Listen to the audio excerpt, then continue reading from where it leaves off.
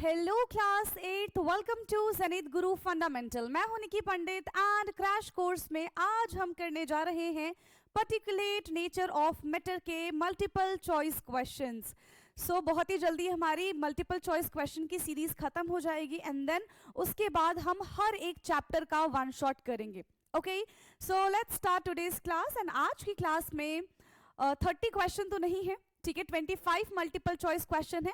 तो फटाफट से हम क्वेश्चन करना स्टार्ट करते हैं एंड जितने भी क्वेश्चन आज की क्लास में हम करेंगे आपको वीडियो पॉज कर करके सबका आंसर बताना है एंड लास्ट में आप मुझे ये भी बताएंगे कि आउट ऑफ 25 कितने क्वेश्चंस आपके सही गए, बिल्कुल ईमानदारी से बताना है। ओके, चलिए, सो आई होप कि ऑडियो एंड वीडियो एकदम प्रॉपर होगा। स्टार्ट करते हैं फिर हम अपनी आज की क्लास। एंड क्वेश्चन नंबर 1 है हमारा, which of the following best describe matter. Matter को यहां पे सबसे अच्छे से कौन डिस्क्राइब कर रहा है? क्या होता है matter?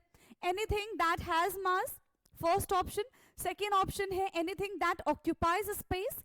Third is anything that has mass and occupies space, and fourth one is anything that can be seen. क्या होता है matter? Yes, what is matter? देखो, जिसके पास मास हो, जो स्पेस को ऑक्यूपाई करता हो, दोनों चीजें होनी चाहिए, कोई एक चीज नहीं होनी चाहिए। तो जिसके पास ये दोनों चीजें हैं वो हमारा मैटर हो जाएगा। जैसे कि ये पेन है, ठीक है, जैसे कि ये माउस है। अब इस माउस का देखो, इसको मैंने यहाँ पे रखा तो इसने स्पेस ले लिया एंड इसका कुछ ना कुछ तो मास होगा ही, राइट? तो ये हमारा मैटर हो जाएगा, ठीक है, वो वाला मैटर नहीं, यही वाला मैटर है, ये हमारा मैटर हो जाएगा। Anything that has mass and occupies space is known as matter. Question number 1 का ऑप्शन सी हमारा करेक्ट है। चलिए नेक्स्ट क्वेश्चन की तरफ बढ़ेंगे हम।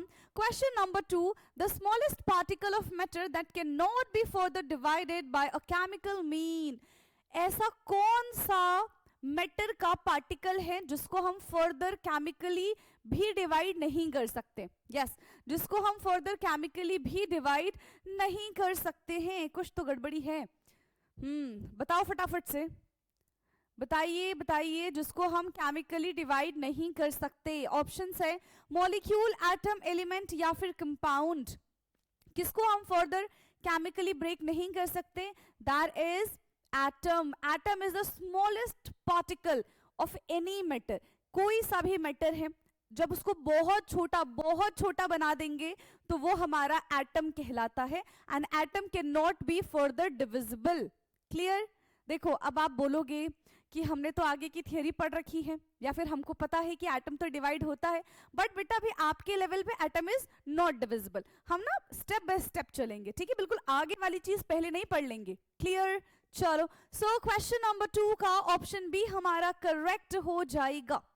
Next question, question number 3, a molecule is formed by. Molecule का फॉर्मेशन कैसे होता है? एक एटम से दो या फिर दो से ज्यादा एटम जब केमिकली कंबाइन होते हैं तब, या फिर मिक्सिंग एटम को ऐसे गुचर मुचर करके मिक्स कर दो, या फिर ब्रेकिंग ऑफ एन एटम को ब्रेक कर देंगे तो वो हमारा मॉलिक्यूल बन जाएगा। Yes, a molecule is formed. Molecule का फॉर्मेशन कैसे होता है बेटा? जब दो या फिर दो से ज्यादा एटम आपस में केमिकली कंबाइन होते हैं। फॉर एग्जाम्पल, हमारे पास है हाइड्रोजन, एक हाइड्रोजन का एटम है, ये दूसरे हाइड्रोजन का एटम है। जब ये आपस में केमिकली कंबाइन होंगे, तब ये हमें H2 मॉलिक्यूल बना के देंगे। तो H2 is not atom, H2 is molecule, ठीक है। या फिर सुनो, यहां पे हमने Cl ले लिया, यहां पे Cl है, जब ये कंबाइन हो जाएगा तो ये Cl2 मॉलिक्यूल बना के देगा। तो जब दो या फिर दो से ज्यादा एटम आपस में केमिकली कंबाइन होते हैं, दो या फिर दो से ज्यादा एटम जब आपस में केमिकली कंबाइन होते हैं, सो दे फॉर्म मॉलिक्यूल, तब वो मॉलिक्यूल का फॉर्मेशन करते हैं। सो क्वेश्चन नंबर 3 का ऑप्शन बी हमारा करेक्ट हो जाएगा। 2 और मोर एटम केमिकली कंबाइन, ठीक है, 2 और मोर atom chemically combine. Now fourth question is, which of the following is not a characteristics of particles of matter? इसमें से कौन सी ऐसी चीज है जो मैटर के पार्टिकल्स की कैरेक्टरिस्टिक्स नहीं है, मैटर के पार्टिकल्स की खासियत नहीं है, ठीक है। कौन सी ऐसी चीज है? ऑप्शंस है, they have space between them, कि उनके बीच में स्पेस होता है, they are in constant motion, जो पार्टिकल्स होते हैं वो हमेशा कंटिन्यूअसली मूव करते रहते हैं, they attract each other, particles of matter attract each other and they do not occupy space, particles of matter जो हैं वो space occupy नहीं करते। which one is not a characteristics of particles of matter? yes, कौन सा इसमें characteristics नहीं है? फटाफट से बताइए कौन सा नहीं होगा बेटा। देखो मैटर के बारे में बात करते हैं, मतलब स्पेस ऑक्यूपाई करेगा एंड उसका मास होगा, बट यहाँ पे फोर्थ ऑप्शन हमको क्या बोल रहे हैं? फोर्थ ऑप्शन बोल रहे they do not occupy space, वो स्पेस ही ऑक्यूपाई नहीं करेगा। अगर जो ये स्पेस ऑक्यूपाई नहीं करेगा then it will not considered as, बताओ, then it will not considered as a matter, right. So option D हमारा is not a characteristic. Clear? चलो next question, question number 5th, the process of mixing one substance into another due to the motion of particle is called। जब दो या फिर दो से ज्यादा substance आपस में से कंबाइन हो जाते हैं, ठीक है, एंड ये कौन से मोशन की वजह से होता है? Due to the motion of particle. इस मोशन को हम क्या कहते हैं? मेल्टिंग, डिफ्यूजन, कंडेंसेशन या फिर इवापोरेशन। तो सबका मतलब जान लेते हैं पहले, ठीक है। मेल्टिंग का क्या मतलब होता है? जैसे कि यहाँ पे बर्फ है ना, बर्फ को हमने क्या किया, ऐसे खुले में रख दिया तो कुछ टाइम के बाद वो सराउंडिंग की हीट को एब्जॉर्ब करके मेल्ट होना शुरू हो जाएगा एंड इसका मेल्टिंग पॉइंट है 0 डिग्री, ठीक है। डिफ्यूजन का मतलब क्या होता है? जैसे कि दो गैस है, ठीक है, दो गैस है, तो अगर वो एक ही एनवायरमेंट में आती है तो वो अपने आप ही दो गैस आपस में मिल जाएगी, या फिर दो टाइप की लिक्विड है तो वो अपने आप ही दो टाइप की लिक्विड आपस में मिल जाएगी, दैट इज कॉल्ड डिफ्यूजन, ठीक है। कंडेंसेशन क्या होता है? जो वेपर होते हैं जब वो लिक्विड में कन्वर्ट हो जाते हैं, that is called condensation. Evaporation क्या होता है? इवापोरेशन का मतलब है लिक्विड वेपर में जब कन्वर्ट हो जाता है विदाउट इट्स बॉइलिंग पॉइंट, उसको हम इवापोरेशन कहते हैं, राइट। यहाँ पे हमसे पूछा है the process of mixing one substance into another, एक सब्सटेंस दूसरे सब्सटेंस में मिक्स हो जाता है, ठीक है, तो उस प्रोसेस को क्या कहते हैं बेटा? उस प्रोसेस को हम डिफ्यूजन कहते हैं। The intermixing, the spontaneous intermixing of particle. Now what do you mean by spontaneous?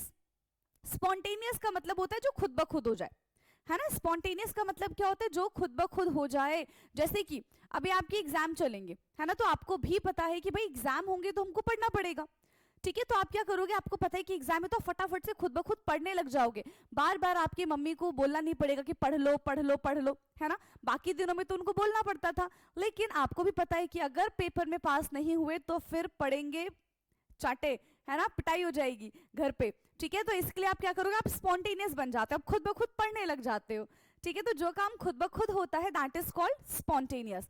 तो यहाँ पे दो सब्सटेंस आपस में खुद ब खुद मिक्स हो जाते हैं, clear, that is called diffusion. क्या बोलते हैं इसको? क्या बोलेंगे? इसको हम डिफ्यूजन बोलेंगे, okay. Now next question is question number 6, diffusion is faster in. अब सबसे तेजी से डिफ्यूजन किस में होता है? सॉलिड, लिक्विड, गैस या फिर plasma. See what is plasma? ये तो हमने नहीं सुना, है ना, ये तो हमने नहीं सुना कि प्लाज्मा क्या होता है। बताते हैं प्लाज्मा क्या होता है। देखो जब हम मैटर को क्लासिफाई करते हैं, फिजिकली क्लासिफिकेशन करते हैं मैटर का, तो वहां पे हम पढ़ते हैं सॉलिड, लिक्विड, गैस, बट ये सिर्फ 3 ही नहीं है, ठीक है, सिर्फ 3 नहीं है, ये 5 होते हैं, 5 5 5। कौन से 5 है? Solid, liquid, gas, plasma and boss Einstein condensate, ठीक है। कितने होते हैं? Solid, liquid, gas, plasma and boss Einstein condensate, ठीक है, जिसको हम BEC के नाम से जानते हैं। सो plasma is the 4th states of matter, ठीक है। प्लाज्मा क्या है? 4th states of matter and boss Einstein condensate is the 5th states of matter. So diffusion is faster in. Diffusion किस में फास्ट हो जाता है? जहां पे उनको मूव करने के लिए ज्यादा जगह मिल जाएगी, वहां पे वो बहुत जल्दी फैल जाएंगे, ठीक है। तो सॉलिड में तो बहुत कम स्पेस होता है and the force of attraction between the particle is very high, तो वहां पे किसी दूसरे सब्सटेंस का इंटरमिक्सिंग होना is quite difficult, right. In case of liquid diffusion हो जाता है but not faster as in case of gaseous. So question number 6, which option is correct बेटा? कौन सा ऑप्शन हमारा करेक्ट हो जाएगा? That is option number C, gaseous. ठीक है, option number C, gaseous. Now question number 7 is the smell of perfume spread quickly in a room. चाहे किसी ने परफ्यूम लगाया हो या फिर आप एक स्प्रे कर दो परफ्यूम का, वो पूरे कमरे में फैल जाएगी. व्हाई? क्या रीजन है? Options are melting, evaporation, diffusion या फिर सब्लिमेशन. चलो जल्दी बता दो. अगर सब्लिमेशन का मतलब नहीं पता है तो उसको डिस्कस कर लेते हैं हम. बाकी मेल्टिंग, इवापोरेशन और डिफ्यूजन ये तीनों मैंने आपको ऑलरेडी बता दिए, राइट? सब्लिमेशन क्या होता है? There is a direct conversion of solid to gaseous. ठीक है, सॉलिड से जब कोई चीज डायरेक्टली गैशियस में कन्वर्ट हो जाती है दैट इज कॉल्ड सब्लिमेशन. ठीक है, तो यहाँ पे तो सब्लिमेशन नहीं होगा. क्यों सब्लिमेशन नहीं होगा? क्योंकि जो परफ्यूम है वो तो ऑलरेडी गैशियस फेज में है ना. सी, परफ्यूम गैशियस फेज में है, हमारे एनवायरमेंट में ऑलरेडी बहुत सारा एयर है, सो दैट परफ्यूम, ठीक है, मिक्स्ड विद द एयर जो कि ऑलरेडी हमारे एनवायरमेंट में है, वो स्पॉन्टेनियसली मिक्स हो जाते हैं. एंड क्योंकि पार्टिकल्स ऑफ मैटर एक जगह बैठे नहीं रहते, वो हमेशा इधर से उधर घूमते रहते, तो हवा पहले इधर थी, अब वो घूम के उधर आ गई, तो आपको वहां तक स्मेल आएगी उस परफ्यूम की. And the reason is diffusion. क्या हो जाएगा रीजन? डिफ्यूजन हमारा रीजन हो जाएगा. सो क्वेश्चन नंबर 7 का option C is the correct answer. कौन सा ऑप्शन करेक्ट होगा बेटा? ऑप्शन सी हमारा करेक्ट हो जाएगा. Next question, question number 8, particles of matter move more rapidly. Particles of matter कब बहुत तेजी से मूव करना चालू कर देंगे? When temperature increases, temperature decrease, pressure increase या फिर प्रेशर हैज नो इफेक्ट. सी, जब हम पार्टिकल्स ऑफ मैटर के बारे में बात कर रहे होते तो it may be in solid, liquid and gaseous form. ठीक है, किसी भी फॉर्म में हो सकते हैं वो, राइट? देखो, जितना ज्यादा अगर वो गैशियस फॉर्म में होंगे या फिर लिक्विड ही फॉर्म में क्यों ना होंगे, सॉलिड ही फॉर्म में क्यों ना होंगे, जैसे ही हम उसका टेम्परेचर बढ़ाएंगे they start vibrating at its own position. ठीक है, उनका वाइब्रेशन चालू हो जाएगा, वो वाइब्रेट करना शुरू हो जाएंगे and they try to break their old bond and form new one. ठीक है, तो वो अपने पुराने बॉन्ड को ऐसे तोड़ देंगे और थोड़े से उनके बीच में डिस्टेंस ज्यादा हो जाएगा due to the high energy, है ना. तो जितनी ज्यादा किसी भी पार्टिकल को हम हीट देंगे, उसका टेम्परेचर इंक्रीज करेंगे, तो उसमें उसका मूवमेंट फास्ट हो जाएगा. ठीक है, उसका क्या हो जाएगा? मूवमेंट फास्ट हो जाएगा और वो ज्यादा तेजी से भागने लग जाएगा. So when we increase the temperature the particles of matter move more rapidly. Okay, so question number 8, option A is the correct answer, that is temperature increase. Temperature decrease करने से ना पार्टिकल्स की एनर्जी कम हो जाती है and pressure increase करने से again particles की एनर्जी कम हो जाएगी. Okay, now next question is question number 9, the force of attractions between the particle is strongest in. किस में सबसे ज्यादा फोर्स ऑफ अट्रैक्शन है? यस, किसमें सबसे ज्यादा फोर्स ऑफ अट्रैक्शन है? सॉलिड, लिक्विड, गैस या फिर प्लाज्मा? बता दो जल्दी, किसमें सबसे ज्यादा फोर्स ऑफ अट्रैक्शन है? High force of attraction of course solid में, because solid is rigid. Solid कैसा होता है? सॉलिड रिजिड होता है. सॉलिड में जो मॉलिक्यूल्स होते हैं ना, वो एक दूसरे से बहुत पास होते हैं, कुछ इस तरीके से इनका स्ट्रक्चर बनता है, ये बिल्कुल एक दूसरे से चिपके हुए होते हैं, दैट इज सॉलिड. ठीक है, वहीं लिक्विड में तो स्पेस होता है एंड गैशियस में तो बहुत ज्यादा स्पेस हो जाएगा. So this is the structure, ऐसा ही सॉलिड हमको दिखता है. ठीक है, एंड पीछे कितने सारे एग्जांपल्स आपको दिख रहे होंगे, राइट? सो क्वेश्चन नंबर 9 का ऑप्शन ए हमारा करेक्ट हो जाएगा, that is solid. Now question number 10, the force of attractions between the particle is weakest. अब बताना है कि सबसे वीक फोर्स ऑफ अट्रैक्शन किसमें होगा? जिसके पार्टिकल्स जितने ज्यादा दूर होंगे उसमें उतना कम फोर्स ऑफ अट्रैक्शन प्रेजेंट होगा. ठीक है, जिसके पार्टिकल जितने ज्यादा दूर होंगे, सॉलिड का एग्जांपल बता दिया था, ये हमारा लिक्विड है एंड ये हमारा गैशियस है. किसमें सबसे ज्यादा स्पेस है between the particle? That is gaseous. तो जितना ज्यादा स्पेस उतना वीक बॉन्ड.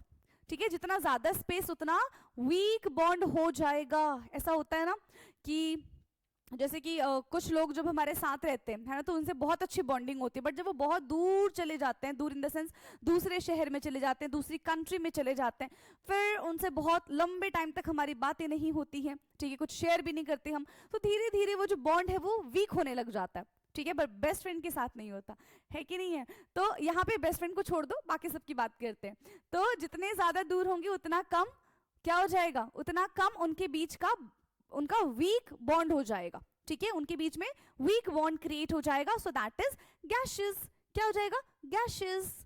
सो क्वेश्चन नंबर 10 का ऑप्शन सी हमारा एकदम करेक्ट है। Now next question, question number 11, solid have a definite shape. Solid का डेफिनेट शेप होता है क्यों, बताओ जरा। सॉलिड का डेफिनेट शेप होता है क्यों, because their particles are far apart, क्योंकि इनके पार्टिकल्स दूर दूर होते हैं। Their particles are tightly packed, क्योंकि इनके पार्टिकल्स बहुत पास पास होते हैं, एकदम टाइटली पैक होते हैं। They have no particles and their particles are loosely bound.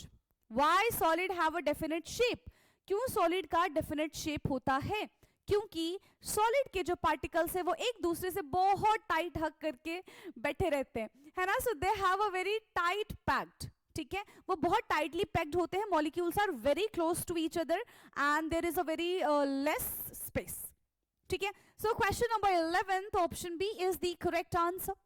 Question number 11 का ऑप्शन बी हमारा एकदम करेक्ट है। Next question, question number 12, liquid have no definite shape. अब बता दो लिक्विड का डेफिनेट शेप क्यों नहीं होता भाई, लिक्विड का डेफिनेट शेप क्यों नहीं होता है, because particles are fixed. Liquid में क्योंकि पार्टिकल्स फिक्स होते हैं, पार्टिकल्स कैन फ्लो, लिक्विड के पार्टिकल्स फ्लो कर सकते हैं, particles are far apart, liquid के पार्टिकल्स थोड़े दूर दूर हैं, and they have no particle. देखो बिना पार्टिकल के तो मैटर होता ही नहीं, है ना, बिना पार्टिकल्स के तो मैटर होगा ही नहीं। So liquid have no definite shape, क्योंकि वो फ्लो कर सकता है, तो फ्लो करके कहीं पे भी बह के चला जाता है ना, फ्लो करके कहीं पे भी बह के चला जाता है। So liquid have no definite shape because particles can flow, है ना, क्यों हो जाएगा, क्योंकि पार्टिकल्स जो है वो फ्लो कर सकते हैं। क्वेश्चन नंबर 12 का option B is the correct answer. Now question number 13, which states of matter is almost incompressible। कौन सा यहाँ पे मैटर इनकम्प्रेसिबल है जिसको हम कंप्रेस नहीं कर सकते। One is solid, liquid, gases, या फिर both A and B. Yes, both A and B. तो देखो मोस्ट ऑफ द स्टूडेंट्स इसका आंसर ए टिक करेंगे, दैट इज सॉलिड, ठीक है, करेक्ट है ना। Solid is almost incomplete, but बेटा लिक्विड इज ऑल्सो इनकम्प्लीट। आप खुद सोचो, अगर आपके पास एक ग्लास पानी है, ठीक है, तो आप ज्यादा से ज्यादा उसको कितना, आधा ग्लास पानी थोड़ी बना दोगे, उसको आप आधा ग्लास पानी नहीं बना सकते ना। तो liquid also is highly incompressible. हाँ, अगर आप उसका प्रेशर बहुत ज्यादा हाई कर दो, इन हाई प्रेशर लिक्विड जो है वो थोड़ा बहुत कंप्रेस हो जाएगा, ठीक है, लिक्विड जो है वो थोड़ा बहुत कंप्रेस हो जाएगा, बट नॉट, हम ऐसे नहीं बोल सकते कि बहुत ज्यादा ही कंप्रेसिबल होता है विदाउट एनी प्रेशर। क्लियर। तो क्वेश्चन नंबर 13 का बोथ ए एंड बी हम करेंगे यहाँ पे। Both A and B are almost incompressible, दोनों के दोनों इनकम्प्रेसिबल होंगे। क्लियर है, दोनों के दोनों इनकम्प्रेसिबल हो जाएंगे। क्वेश्चन नंबर 13 का option D is the correct answer. Now question number 14, which states of matter is highly compressible। yes, कौन सा इसमें से मैटर बहुत ज्यादा कंप्रेसिबल है। See, solid, liquid is incompressible, almost incompressible, so gases is highly compressible, ठीक है, gas को हम सबसे ज्यादा कंप्रेस कर सकते हैं, गैसेस इज हाईली कंप्रेसिबल, ठीक है। नाउ नेक्स्ट क्वेश्चन है question number 15, which of the following shows diffusion। कौन सा इसमें से डिफ्यूजन शो कर सकता है। क्या होता है डिफ्यूजन, ये बताया था, है ना, जब पार्टिकल्स स्पॉन्टेनियसली एक दूसरे में मिक्स हो जाते हैं, दैट इज कॉल्ड डिफ्यूजन। तो यहाँ पे कौन सा स्पीशीज डिफ्यूजन शो करेगा। Sugar dissolve in water, chalk in water, stone in water and none. देखो, क्या पानी के अंदर चीनी अपने आप ही डिसॉल्व हो जाएगा क्या। आप एक गिलास पानी लो, उसमें चीनी डाल के छोड़ दो, फिर कुछ टाइम के बाद देखो कि क्या चीनी उसमें डिसॉल्व हो रहा है। थोड़ा टाइम लगेगा, बट यस, शुगर जो है उसके अंदर डिसॉल्व हो जाएगा। सेम प्रोसेस आप दोहराएंगे चॉक के साथ। चॉक को पानी में डालो, फिर उसको स्टिर कर दिया, फिर थोड़ी देर छोड़ दो, तो क्या चौक अपने आप पानी के अंदर डिसॉल्व हो जाएगा? आप देखोगे बिल्कुल नहीं, चौक जो है वो नीचे सस्पेंड हो जाएंगे, वो नीचे जम जाएंगे, ठीक है। फिर आप स्टोन ले लो, स्टोन को पानी के अंदर डालो तो वो भी ऑफ कोर्स डिसॉल्व नहीं होंगे। तो कौन सी चीज अपने आप डिसॉल्व हो रही है? That is sugar dissolve in water, ठीक है। कौन सी चीज डिसॉल्व हो रही है बेटा? Sugar dissolve in water. So which option is the correct option? बताओ कौन सा ऑप्शन यहाँ पे करेक्ट है? Which of the following shows diffusion? So sugar dissolve in water is diffusion, sugar dissolve in water is diffusion. क्या हो जाएगा वो? डिफ्यूजन हो जाएगा। क्वेश्चन नंबर 15 का ऑप्शन ए हमारा यहाँ पे करेक्ट है। Question number 15 option A is the correct answer. Now question number 16, the zigzag motion of particle seen in liquid, zigzag motion of particle, particle जो है वो इस तरीके से मूव कर रहा है, ये zigzag पाथ को फॉलो कर रहा है, ठीक है। तो ये किस टाइप का मोशन हो जाएगा? यस सोचो जरा, ये किस टाइप का मोशन यहाँ पे शो करेगा? ब्राउनियन मोशन, डिफ्यूजन, सब्लिमेशन या फिर इम्पेक्शन? क्या हो जाएगा? It is Brownian motion. क्या हो जाएगा? जिगजैग पाथ फॉलो करना इज कॉल्ड बेटा ब्राउनियन मोशन। इस जिगजैग पाथ को हम क्या बोलते हैं? कोई भी अगर पार्टिकल जिगजैग पाथ को फॉलो करके मूव करता है, so that considered as a Brownian motion, उनको हम ब्राउनियन मोशन कहेंगे। सो क्वेश्चन नंबर 16 का ऑप्शन ए हमारा करेक्ट हो जाएगा। Question number 16 option A is the correct answer. चलिए नेक्स्ट क्वेश्चन पे आते हैं। Question number 17, which of the following is not matter? कौन सा इसमें से मैटर है ही नहीं? हाँ जल्दी बता दो, कौन सा इसमें से मैटर है ही नहीं? एयर, हीट, स्टोन या फिर water? Yes, air, heat, stone या फिर वाटर, कौन सा इसमें से मैटर नहीं है? एयर तो मैटर है, स्टोन भी मैटर है, वाटर भी मैटर है, but heat is not a matter, ठीक है। हीट एक मैटर नहीं है। जैसे हम बोले कि हमारी थिंकिंग के लिए कोई जगह नहीं है ना, तो वो मैटर नहीं है। हमारा सैडनेस, हमारी हैप्पीनेस, ठीक है, ये सब मैटर नहीं कहलाते। कोल्डनेस, हीट, ये सब के सब मैटर नहीं होते हैं। सो क्वेश्चन नंबर 17 का ऑप्शन बी हमारा करेक्ट हो जाएगा, ठीक है। Question number 17 option B is the correct answer. Now let's move to another question, that is question number 18, the kinetic energy of particle is maximum. Kinetic energy किसमें maximum होती है? Kinetic energy का मतलब क्या है? काइनेटिक एनर्जी का मतलब क्या है? सो बेटा काइनेटिक एनर्जी का मतलब होता है जहां पे मूवमेंट हो पार्टिकल्स में, दे मूव, ठीक है, दे रैंडमली मूव, वो कैसे भी बस मूव कर रहे हैं, that is called kinetic energy, ठीक है। अगर हम एक जगह बैठे तो वो काइनेटिक एनर्जी नहीं है, हम चल फिर रहे हैं, बोल रहे हैं, इधर उधर ऐसे से बातें कर रहे हैं, है ना, अपने हैंड्स का मूवमेंट कर रहे हैं, दैट शोज काइनेटिक एनर्जी। ये क्या शो करता है? काइनेटिक एनर्जी शो करता है। तो किसमें सबसे ज्यादा मूवमेंट होती है? That shows more kinetic energy. Solid, liquid, gases या फिर all of equal? All are equal, है ना, ऑल आर इक्वल। क्या हो जाएगा? सॉलिड में तो पार्टिकल्स बहुत ज्यादा पास होते हैं तो movement is not possible. Liquid में मूवमेंट होता है but not in that much जितना गैसेस में होता है, ठीक है। सो क्वेश्चन नंबर 18 का कौन सा ऑप्शन करेक्ट हो जाएगा? That option C is the correct answer, that is gases, ठीक है। जो गैस है that shows maximum kinetic energy of a particle. Question number 20th, I think 19th missing है, देख लेंगे उसको हम, है ना।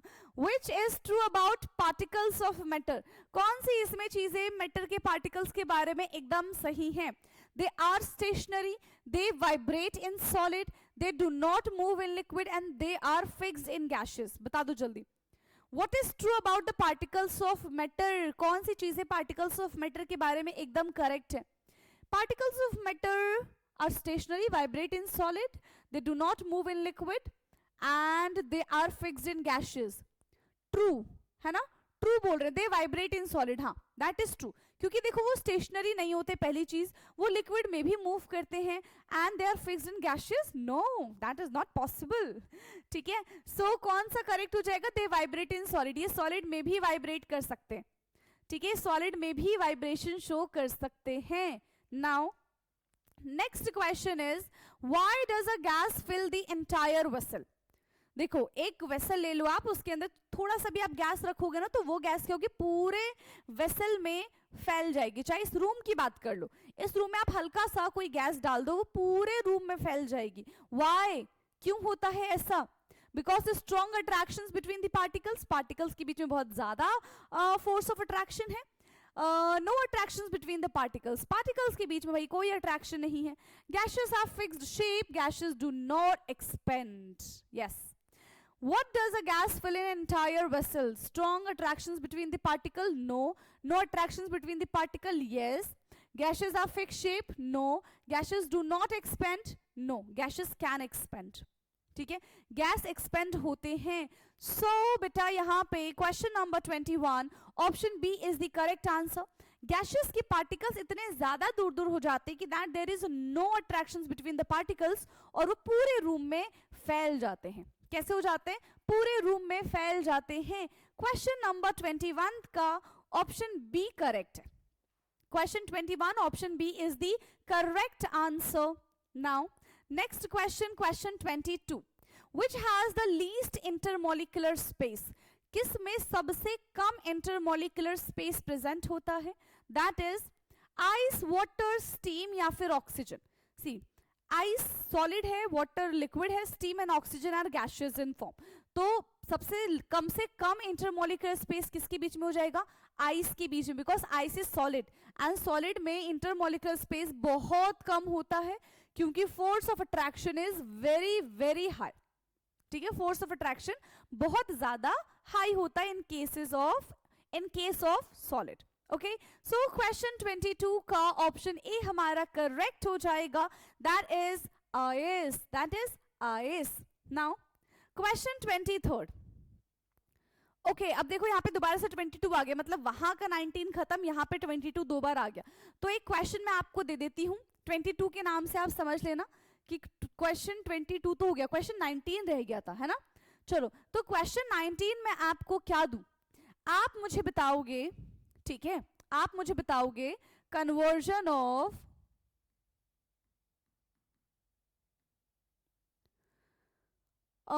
Gas to solid is called, conversion of gas to solid is called, क्या ये visible है क्या? चलो ये वाला तो हमें हटाना पड़ेगा, है ना। चलो भाई, ये क्वेश्चन है आपका 19th क्वेश्चन। चलो, conversion of gas to solid is called, इस कन्वर्जन को हम क्या कहते हैं? ये आपका क्वेश्चन नंबर 19 है जो वहां पे मिस हो गया था। ठीक है, 22 तक हमने क्वेश्चन कर लिया, आगे बढ़ जाएं अब हम। ये होमवर्क है, होमवर्क, और आप मुझे चैट बॉक्स में इसका आंसर करेंगे। क्लियर? नाउ नेक्स्ट क्वेश्चन है question 23, which statement is correct? कौन सा स्टेटमेंट हमारा यहाँ पे करेक्ट है? Particles of solid move freely. Liquid have strong force like solid. Gases are very weak force of attractions and solid do not have particles. Which statement is correct? कौन सा statement यहाँ पे correct है? Particles of solid move freely? नहीं. Liquid have strong force of attraction like solid? No. Gases have very weak force of attraction? Yes. And solid do not have particles? No. So question number 23. Question 23 का option C is the correct answer. Option C यहां पे बेटा हमारा correct हो जाएगा। Now next question, question 24, when air is compressed the space between particles, जब air को हम कंप्रेस करेंगे, जैसे कि देखो ये हमारा एयर है, अब ये बीकर के अंदर है, हमने क्या किया, हमने इसको कंप्रेस किया। जैसे ही हम इस पे प्रेशर अप्लाई करेंगे, जैसे ही हम इसको कंप्रेस करने की कोशिश करेंगे तो पार्टिकल्स क्या हो जाएंगे? इंक्रीज, डिक्रीज, रिमेन सेम या फिर vanish. When air is compressed the space between particles के बीच का स्पेस क्या हो जाएगा बेटा? कम हो जाएगा, डिक्रीज हो जाएगा। ठीक है, पार्टिकल्स के बीच का स्पेस डिक्रीज हो जाएगा। नाउ आखिरी क्वेश्चन, last question of today's class, that is question number 25, है ना, ये लास्ट है। Okay, which is an example of diffusion in liquid? यहां पे कौन सा डिफ्यूजन इन लिक्विड का एग्जाम्पल है? Ink spreading in water, air spreading in room, sugar vaporising या फिर आइस मेल्ट? आइस मेल्ट बता दो. Which is an example of diffusion in liquid? तो इंक स्प्रेडिंग इन वाटर, आराम से इंक जो है पानी के अंदर स्प्रेड हो जाएगा, अपने आप स्प्रेड हो जाएगा. ठीक है, so that is diffusion in liquid. That is diffusion in liquid.